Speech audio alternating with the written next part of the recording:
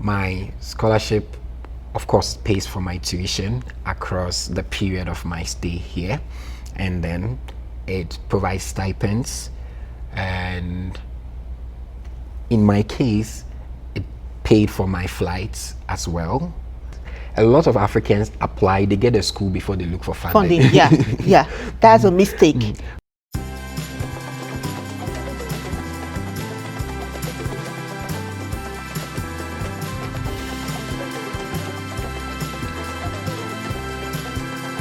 Hi everyone, welcome to my YouTube channel. Today we have a special guest with us, and his name is Samuel. He's going to be sharing his US experience with us. I got to the US and everything in between. So hi. Hi Winnie. Welcome. Good to be here. It's been like tracking you, like come to my YouTube channel and you're finally here. Well, happy to be here. Yeah, thank you. Please, can you introduce yourself, your name, your course of study, your country of origin? Great. So I'm Samuel Cresiteria, and I'm from Ghana. I study PhD Soil and Crop Sciences. Did you have like a master's degree before the PhD? Yes. In the US? No, I have my master's from Nigeria, Covenant University. Why did you choose the US over other countries? Like most people tend to go to Europe, Canada, so why US? I think we move where the opportunities are, and US were willing to have me. It's as simple as that. Did you like apply to schools in Canada, or no. Or you just like US, here I come? Certainly. I applied only to the US and then I got it. So. Your program, are you funded? Yes, I am. Oh, like what type of funding? GTA, GRA, GSE? GRA. Oh, I have like lots of questions concerning GRA. When people talk about funding, they feel like you must be like first class graduates, top students to get this opportunity. Do you feel like people who don't have like 2-1 can get funding in the US? Well, certainly. Before I even applied for a master's or a PhD, I was helping people write up and then prepare for their scholarship, and then there were many people I helped that had grades that you would write them off on just looking at their grades, but once certain things are well put in place, you can easily get in. Oh, it's not that hard. How did you get information about funding in the US? My story is unconventional. My undergrad supervisor was the main medium through which I got here. Oh. So he happened to be here on a postdoc, and there was an opportunity in the lab, and then he just linked me up with it. Just linked you up? It's as simple as that. That's good. Meaning you don't have to like spread applications to different universities. I applied for just one university and boom. I got it. Wow, congrats. That's like so good. Then, meaning like that is how you heard about CSU and you're just like, yes, I'm going to go to this place. Interestingly, I had not even heard of CSU when I started the application, because there was a grant, there was a project, and then I applied to the project. I didn't apply to CSU. So after the project picked me, then I was asked to choose between an advisor, and we had advisors across 3 institutions. So CSU happened to be one, and my advisor happened to be in CSU. So I just got into CSU. So I didn't even know CSU at all. Wow, that's like, I've not heard of that before. Yeah, told you, unconventional story. Meaning you are like the boss, let me put it that way. Not exactly. It's just a matter of what the project needed, and I happen to have rare skills. So my background is in biotechnology for my undergrad. I'm doing a PhD in crop sciences here, but my master's is in bioinformatics. And there are not many people from Africa that are into the plant sciences with a bioinformatics background. So I just happen to be one of few people in that pool, and because the opportunity it came from a very streamlined POV, so I just got into it like that. Wow, that's good. I've never heard of such. You can think of it as divinely orchestrated. Most times people just apply, send code emails to professors. Never. So you never sent any code email? Not for my master's, not for my PhD. See, wow, that's good. I sent like over 100 cold emails. Dear professor, dear professor. Like I kept sending. Wow, that's good. Sorry to everyone. When they say full funding, like I got a full funding in the US, what does this entail? What does this cover? I can speak to mine. Okay. I wouldn't want to assume I know exactly how it works across board, but my scholarship, of course, pays for my tuition across the period of my stay here, and then it provides stipends, and in my case, it paid for my flights as well, and I think insurance. Yeah. Oh, that's like so good. I got my flight ticket paid to the US, but it was not on the grants. Oh, It sorry. was like it's different money from CSU that paid that.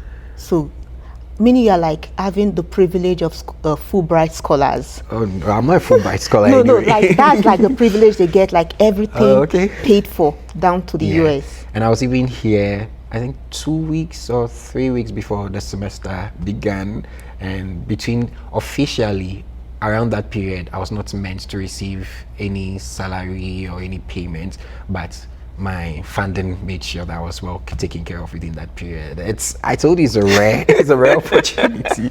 Please connect me to this funding. Wow, that's so good. What are the key requirements for getting funding or scholarship, or even the type of funding you had?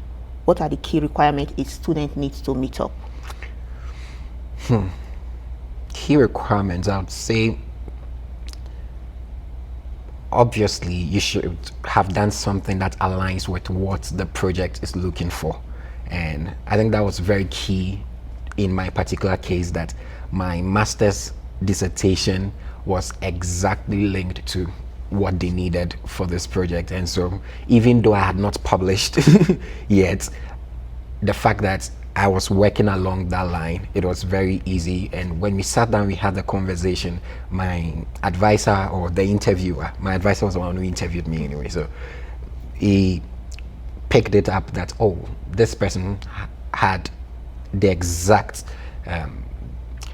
training that we needed, and I just got in from that end.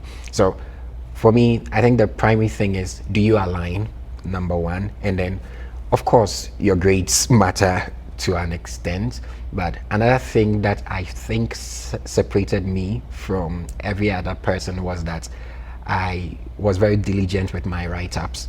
So I told you I didn't write cold emails in the very sense, but I had to write what's SOP. SOP, yes. I was asked to write an SOP. So I spent a lot of time with the SOP, and I had my undergrad supervisor, who was my mentor, also going through my SOP. We reviewed it together, and then we made sure that it was not just a generic statement, but then it really captured the essence of what I bring to the table. And that was linking my master's dissertation to what the project required. And that was Oh, do you get to like ask for reference letters from professors? Yes, I asked for reference letters. I think 2 or 3, I really don't remember, but I had to ask for reference letters. Oh, like you mentioned previously that you've not published any paper. Nope. So publication does not have a role to play in someone getting. Oh, certainly not. And to be very sincere, I've still not published from my master's. You do research. You want to be the first to publish this thing out in the feed. Are you not scared like someone else is doing such work and will publish before you? Oh, no. I probably was thinking about that before I got here, but when I got here and I got exposed to, so you see, and maybe we are drifting a bit, but what I got from my first semester year was very valuable for me. It exposed me to a very different way of thinking about science and research, that I went back and I looked at the work I did for my master's, and I just wasn't convinced it was worth it any longer.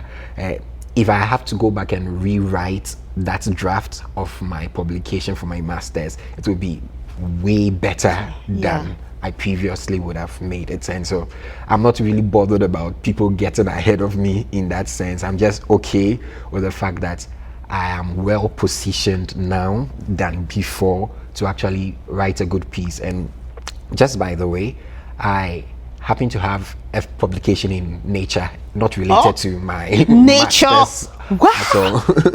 And that's like my first publication. Nature is like, I was in a class and the professor was like, you dream big if you want to be in nature. So unfortunately, it's not my publication in the sense of I wrote the entire work, but I happen to be featured on the project, and the volume of the work that was being done by a multidisciplinary team got the work onto Nature. So I just happened to be a part of it. But you know, when you've had that experience of having a publication on Nature, it changes your perspective on publication. You are not eager to just publish just anything. You just want to do something good and then put out quality work. So that's where we are. Yeah, that's good.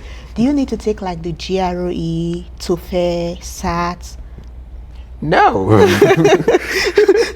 People have this mentality. Like when I was thinking of coming to the US, they're like, you need to get the GRE, you need to get the IELTS, TOEFL, and the rest. So you did not like take any standardized exam? Certainly not. At all. I know I fancied writing the GRE at some point, but in 2020 there was a lot of waiving of the GRE. So I started embracing the idea of, you don't need a GRE to get school abroad, and there are many options like that. I think even CSU in 2020 waived off the GRE. So later, when I started looking at options, I was not interested in anything that had to do with GRE, TOEFLs, SAT. I'm like, guy, let's just move on. Where did you do your visa interview? Did you think getting a full funding played a role in your visa approval? Certainly. So there's a funny story behind my visa application. I was in Nigeria when I applied for the visa, but I didn't apply in Nigeria. I didn't apply to the Nigerian embassy. I applied to the Ghana embassy because I'm Ghanaian anyway. Although around that time it was okay to have applied from Nigeria regardless, but I went to Ghana 2 days to my visa interview to have the interview, and then the experience was different from what I would have had in Nigeria. Nonetheless, I think that I was very confident in the fact that I had funding and my papers were all legit. So there was no cause for concern for me. There were people in the queue that were agitated, checking, what do we need, guy? And then it's such a scene when you get there and there are like many people in front of you and all of them are coming back with their long faces, and you are wondering what at all happened. But I think the acceptance rate is very low, even in Ghana. And then now think about Nigeria, where there are more people applying. I'm like, wow. But I think the key thing is, once you have your funding secured, you shouldn't have concerns about visa. There are people who had mock interviews for their visa interview. I had none. I just went in with my face smiled. Oh my God. I joined different groups and different people were doing interview with me. I did it with my mother. I did it with some people abroad. I was like, people are like, they are denying people. I was like, oh, I have to do this. I had transcripts, so it's not like prepare. No. I didn't. People were in WhatsApp groups for visa interviews. I had zero, and I was just moving alone. Maybe sometimes I could also say that it was the conviction of my faith that made me that confidence going into it. But I also had, I spoke with my mentor, and then he told me I don't need to worry about some of these things. So far as I have my funding secured, everything is straightened out, I don't have a problem. So students should focus more on getting full funding as it will help them in their interview. Yeah, that certainly raises your chances up. And in some cases, those who did not have full funding, they also have things that they do that strengthen their case for the visa interviews, and I wouldn't be able to speak to that, unfortunately. Then like coming to the US, you need proof of fund. Yep. Getting a full scholarship, a full funding, did you have to like show any documents to No. prove fund? No. Okay, what did you you just like went there and Yeah. What is it? The I-20. So the I-20 shows that I need this amount to survive in the US, and my program is providing that amount. So it settles the matter of proof of funding. Yeah. And so I didn't need anything else. I know that coming to the US, you need lots of money in your bank account. So I was focused on if you get funding, you don't need to prove any documents. So meaning studying in the US is not like for just like the rich people who can afford it. No. So just like focus on getting a funded. Good funding. Yeah. And then you are good to go. From the visa interview, what were like the questions you asked? Can you remember? Oh my God. If I can remember the last question, because they would always ask you, what do you intend to do after your program? And the generic answer is, I want to come back home. And take a senior role, senior position. For me, it was a genuine response because I want to go back to Ghana. But if I can remember in every other question, so they asked me about my program, they asked me about my master's, and they asked me about my program. So what was my master's about? What is my PhD about? How does it benefit the US? And then every other thing was just trying to build acquaintance with the interviewer, and then we were good to Were go. you like tense? Tense? No. Was the atmosphere intimidating? Certainly not. It was not? No. I told you I was very super confident. I was suited up. I went and then I was just smiling with the woman. The two people before me had their visas denied, but I was okay. I was okay. Like what was going on did not affect you? Oh, no. Oh my God, I think that's the power of funding. Do you think you'd have been that confident if you're like going like with a bank statement? Like Well, I'm going to fund myself in the US. truth of the matter is, it's not the power of funding, it's the power of faith. For me, it was my faith had already seen everything settled, so I was not really bothered about. I was a bit frustrated, I was a bit tired because the queues were long. You felt funding did not have like anything to do with. No, funding, let faith people be real. There is faith, and then there is the evidence of the faith. So the evidence of my faith was that I had funding to support my faith. Yeah. And I had understanding from my interactions with the people who had gone before me that if you have your funding secured, you shouldn't be bothered. And again, I have a personal principle that when it comes to examinations, of which I consider an interview as an examination, the most important thing for me is composure. And so in that moment, I cannot allow any other thing to disrupt my peace. I need to maintain my composure above all else. And so that's my mindset entering a room like that. Composure, just let's keep going. And interestingly, there was a lady by me who was very anxious. She went there and then in under 30 seconds she was done, and her visa was approved. Then there was me who was super confident. I get there, and after 2 or 3 minutes we were still talking. And at some point I almost lost my cool because I was just wondering, if you are going to give me the visa, why all these long questions? But interestingly, when the woman felt everything was satisfied, she just told me, your visa is approved, we'll hold on to your passport and then you can pick it up later. Like where in Ghana did you do? Like in Nigeria, we have 2 embassies in Lagos and I think in Ghana it's just one place, in just Accra, Legon cantonments. Yeah. Oh, just one place. Okay. Now I have general questions to ask. What's the biggest lie you believe about studying abroad before you came? Biggest lie. If I call it a lie, then it means that it was told to me by someone else. I'd rather call it a fantasy. Okay, yeah. So in my opinion, I thought that by the time I get to the US, I had budgeted my money, made some calculations, guy, rich zone loading.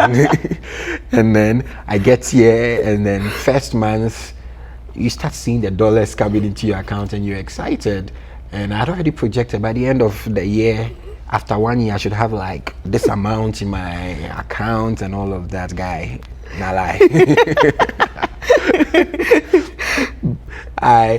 Of course, I knew how much my rent was going to be and all that, but interestingly, you get here and then you realize that the way you thought your finances would work is not exactly how it works here. And so maybe I'll rate that as my most delusional moment about the US, being in the US. But that aside, I also had other fantasies that really shocked me, and this might not be even with respect to education. I got here and then I realized that we still use blackboards in the US. And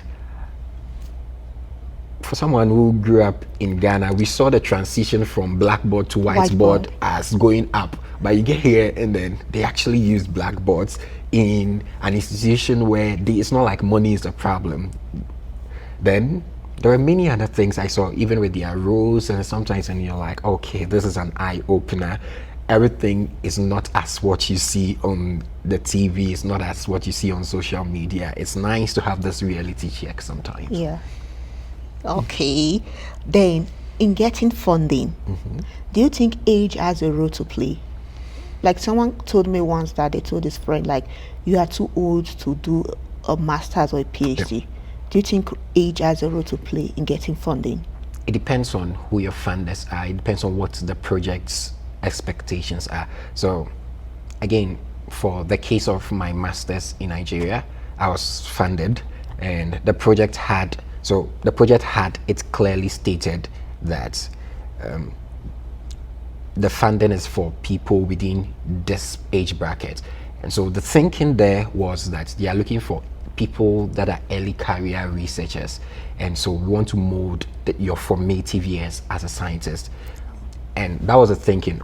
Over here for my project, there was no mention of age per se, and so I wouldn't want to make any assumption that age was a requirement. But when I look at the spectrum of those of us who were funded, admitted into the program, so I think we would run from 23, 24 all the way to 35, 38.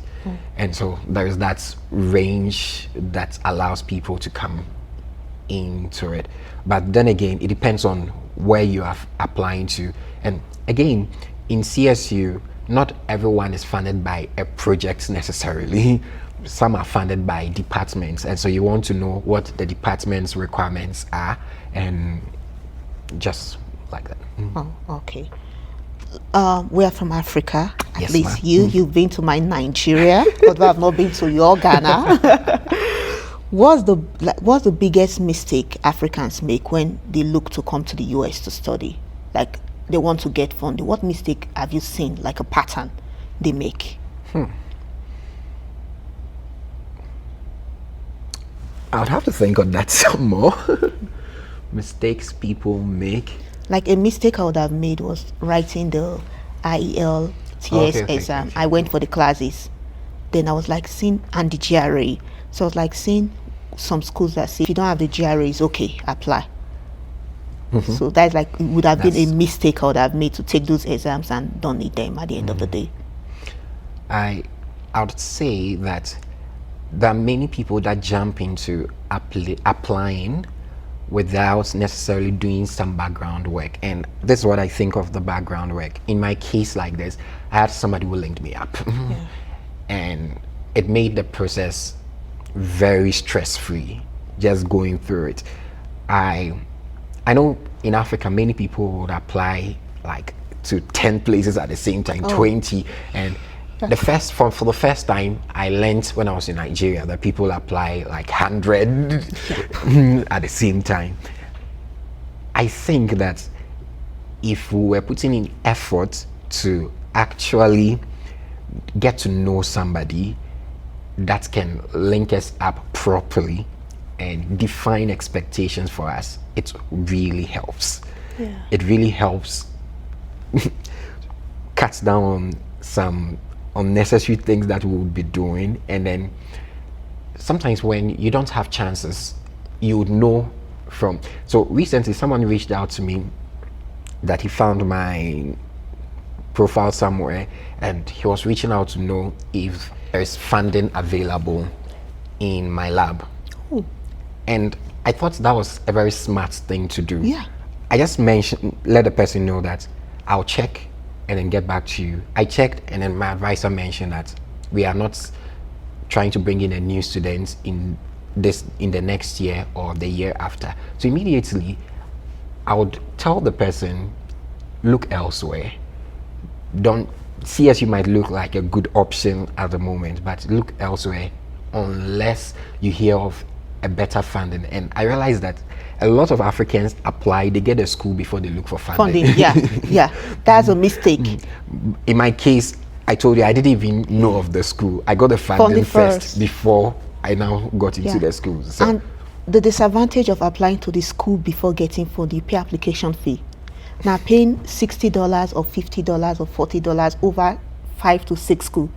That's a lot. That's a lot of money. And it will drain you out. You will lose motivation at some point, and it's worse when you see people around you that are doing well, or they applied to fewer places and then they got it, and then you're wondering, what am I not doing right? Sometimes it's down to these simple things about how diligent can you be, extra diligent. I would rather, if I'm not in a hurry to get into school, I'd rather take 6 months or 3 months following people that are in places that I want to get into, try to build acquaintance with them, discussing nothing about school with them, just get to know them before we can have conversations. And that's funny. Take school aside, when I was getting into the US, because most of my interactions were with my mentor who was already here, I wanted somebody who would give me a student experience. What does it feel like to be in the US? And I reached out to multiple people. Only 2 of them responded. But there was one person who was not even in CSU that I learned a lot from about what it takes to be in the US and his personal experience. And funny thing is, I'd never met the person before. The person is a big person in my view, in the sense that he has a very successful artist life, that he runs his own music business and then all of that, and he's doing very well for himself. I wasn't even expecting him to respond to me, but we set up, and you know the inconvenience of having to speak with someone in the US, their time zones are different. And then I had to be up like 4 or 5 a.m. just to talk to the person, just because I wanted to learn. It wasn't even about funding, but I just wanted to learn, okay, what's your take? Many people will come to you when they need something from you, so like funding like this, then someone will come to you. But how many people will actually go to others that, I want to learn what it feels like to live in, say, Colorado State University, or to be in the US? Many people hardly do that.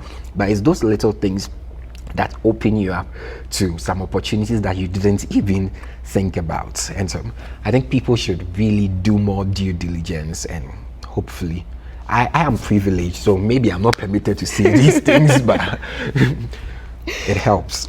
Okay. If someone from Ghana or Africa is starting an application to study in the US today, what do you think is realistic for them? Is it realistic? Why not? You're in Ghana, you're not in Nigeria. Honestly. You think they'll get like the funding, or will you advise them to look at Canada or Europe? Over the past year, there's been a concern about funding in the US, and I believe people are aware of that.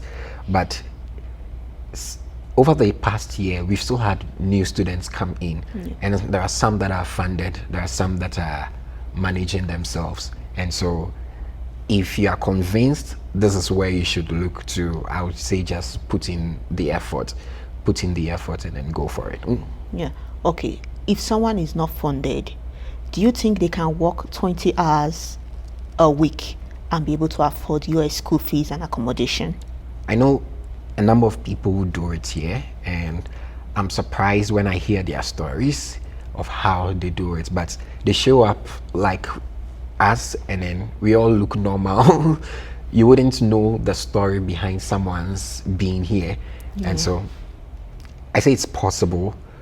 I may not be able to do it like the way they do Like it. But afford the tuition? there are nuances. So you need to speak to them to know the details of their story. But I at least know one person who funds his school fees himself. Oh my God. And Oh, that's good. Then, if you had to choose again, I know I asked you this question before we started. If you had to choose again to study abroad, will you still choose the US? well, I still choose the US. Or was it a mistake to come here in the Oh first no, place? it wasn't a mistake. My preference was always the UK. I had fantasies about the UK, but I've still not experienced UK life before, and I don't know what they go through. Having experienced the US, I would say I'll choose the US again. It should be fine. Okay, yeah. Thank you so much for coming Thank to you. my YouTube It's my pleasure. channel. I'm very grateful. Thank you for your time. Thank you grateful. so much. Thank you. Yeah, have a good one. Thank Yeah. you.